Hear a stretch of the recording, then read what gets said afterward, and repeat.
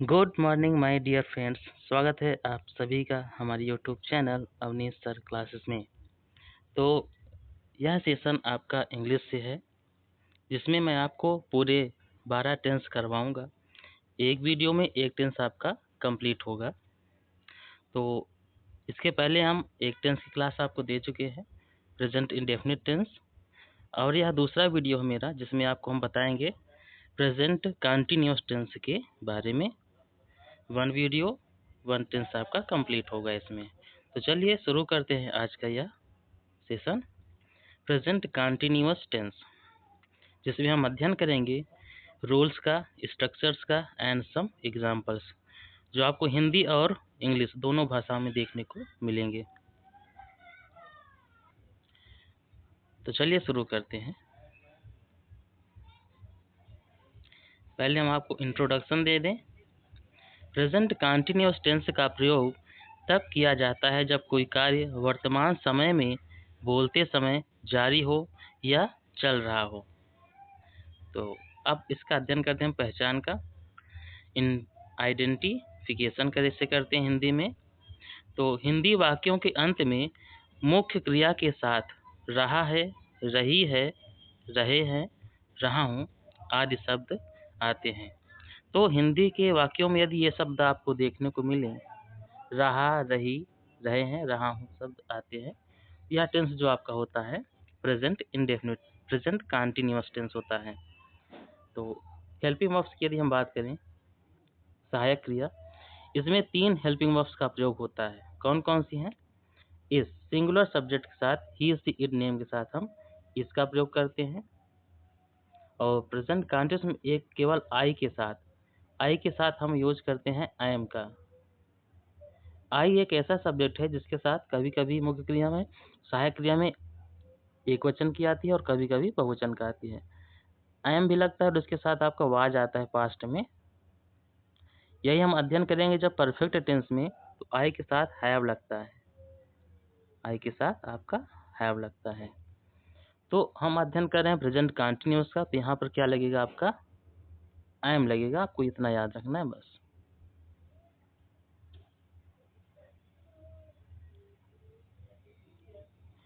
फिर are plural subject के साथ यू वी दे, जो आपके बहुवचन के करता है, यू वी दे, इनके साथ क्या लगेगा आपका? आर लगता है।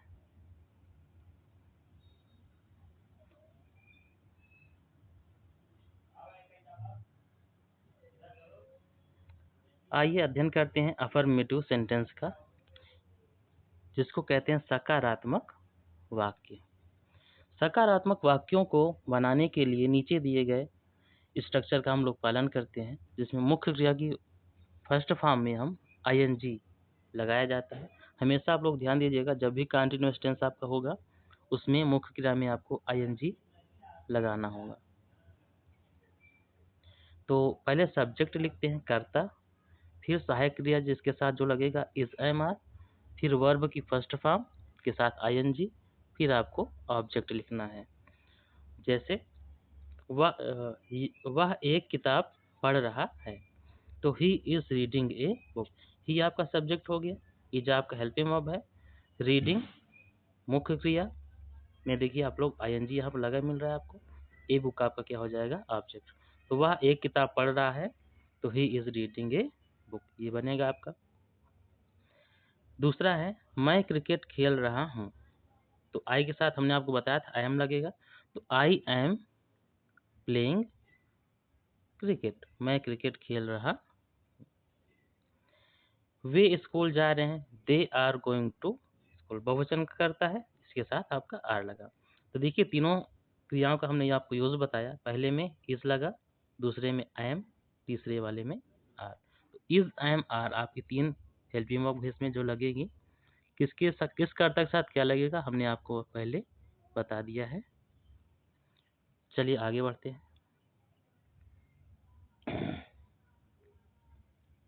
अब आता है आपका नेगेटिव सेंटेंसेस, जिसको हम कहते हैं नकारात्मक वाक्य।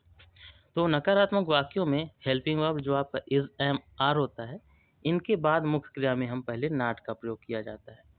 तो इसमें क्या करते हैं हम लोग?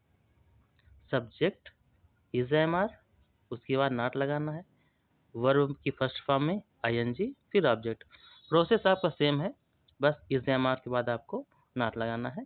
जैसे वह खाना नहीं बना रही है, तो सी, लड़की के लिए सी लगेगा, वह के लिए सी is not cooking food.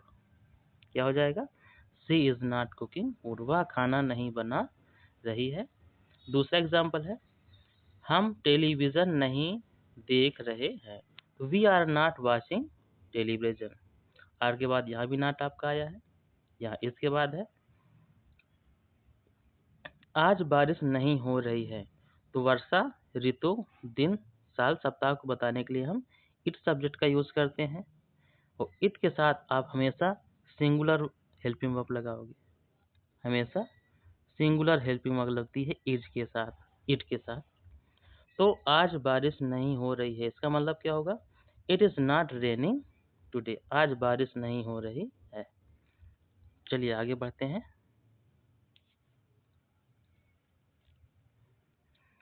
Interrogative sentences. तो इंट्रोगेटिव जो आपका सेंटेंस होता है, यह दो टाइप्स का बनता है। एक होता है टाइप 1, जिसमें हम अध्ययन करते हैं जब क्या शब्द से शुरू होता है सेंटेंस आपका। जब प्रश्न पूछने का काम कहाँ से शुरू हो? क्या शब्द से। तो वाक्य की शुरुआत सब्जेक्ट के अनुसार helping verb is am are से की जाती है। ये लाइन आपको ध्यान देना है कि जब क्या से शब्द शुरू होता है आपका सेंटेंस, तो सब्जेक्ट के अनुसार हेल्पिंग वर्ब जो आपका इज एम आर से की जाती है। तो स्ट्रक्चर क्या बनेगा इसका? इसको यस या नो टाइप क्वेश्चन भी हम कहते हैं। जैसे क्या तुम विद्यालय जा रहे हो, तो यस या नो में आप जवाब दे सकते हैं। क्या हम खाना खा रहे हैं, तो यस या नो टाइप भी इसको हम कहते हैं। इसके पहले हमेशा क्या शब्द ही शुरू में आएगा और कोई प्रश्नवाचक शब्द आपको देखने को नहीं मिलेगा। तो स्ट्रक्चर में देखिए, is am are plus subject plus verb ING, फिर उसके बाद आपको ऑब्जेक्ट लिखना है। जैसे क्या वह अब सो रहा है, is he sleeping now. Subject के अनुसार जो इज एम आर आपका लगेगा वो हम क्या लिखते हैं? कर्ता से पहले, बिफोर सब्जेक्ट हम जो है हेल्पिंग वर्ब का यूज करेंगे। और क्या आप अंग्रेजी सीख रहे हैं? जैसे आप लोग इस समय अंग्रेजी सीख रहे हैं हमसे अवनीश सर क्लासेस में, तो आर यू लर्निंग इंग्लिश? क्या मैं शोर मचा रहा हूँ? Am I making a noise. शोर मचाने के लिए जो वर्ब होता है आपका मेक ए नॉइज। शोर मचाने की जब भी बात होगी तो आप मेक ए नॉइज का यूज करेंगे। इसमें आईएनजी लग गया आपका, तो मेकिंग बन गया। चलिए टाइप 2 देखते हैं। इंट्रोगेटिव सेंटेंस डबल, मतलब टाइप 2 प्रश्नवाचक वाक्य है। यह जो प्रश्नवाचक वाक्य है आपका, जब वाक्य के बीच में कोई प्रश्नवाचक शब्द जैसे क्यों, कहाँ, क्या, कब आए, तो सबसे पहले उस WH वर्ड की अंग्रेजी लिखी जाती है। जो प्रश्नवाचक शब्द तुम कहाँ जा रहे हो, तुम क्या कर रहे हो, तुम क्या खेल रहे हो, तुम कैसे हो, ऐसे शब्द जब आपके आते हैं तो इसको हम कहते हैं टाइप 2। तो इसकी मीनिंग हम सबसे पहले लिखते हैं। जो भी आपका प्रश्नवाचक शब्द आएगा इसकी मीनिंग सबसे पहले लिखी जाती है।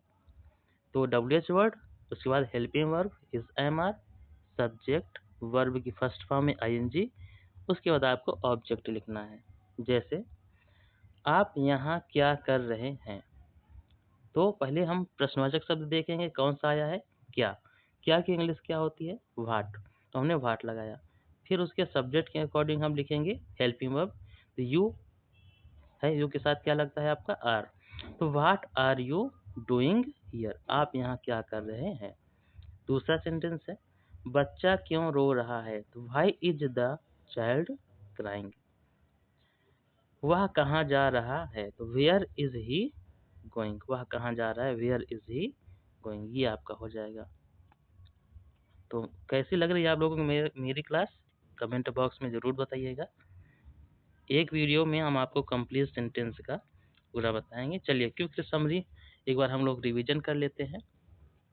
तो जैसे अफर्मेटिव सेंटेंस आपका होगा, इज सब्जेक्ट लिखेंगे, इज एम आर, वर्ब की फर्स्ट फॉर्म में आईएनजी फिर ऑब्जेक्ट, जैसे Rohan is running fast, Rohan तेज दौड़ रहा है। निगेटिव में जब आते हैं तो इज एम आर के बाद आपको नॉट लगाना है, बाकी चीज़ें सेम है। Rohan is not running fast. ये सारे सेंटेंस आपके लिखे हुए हैं, देख लीजिएगा। मिलते हैं आपसे नेक्स्ट वीडियो में, तब तक के लिए धन्यवाद।